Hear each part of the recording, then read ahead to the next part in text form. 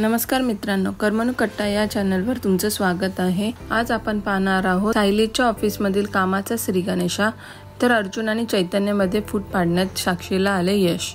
याआधी तुम्ही जर या चॅनलवर नवीन असाल तर आत्ता सबस्क्राइब करा। नवनवीन व्हिडिओचे नोटिफिकेशन मिळवण्यासाठी बेल बटनवर क्लिक करा। ठरलं तर मग या मालिकेच्या आजच्या भागात सुरुवातीला सायली आपल्या सासूबाईंकडे अर्जुन सोबत कामावर जाण्याची परवानगी मागते। यावर कल्पना जेव्हा तिला त्यामागील कारण विचारते तेव्हा सायली उत्तर देण्यास टाळाटाळ करते आणि मी हे सर्व तुमच्या मुलासाठीच करते आहे एवढेच सांगते।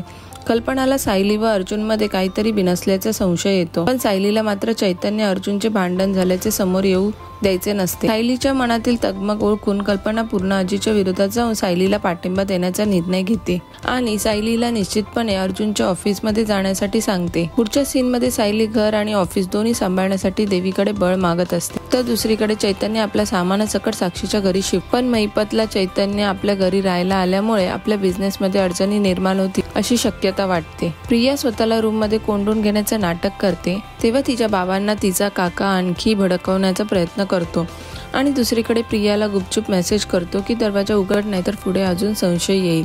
दुसरीकडे सायली सर्व घरचं काम आटपून ऑफिसला जायला निघते, तर कल्पना सायली व त्याचा डब्बा अर्जुनकडे पाठवते।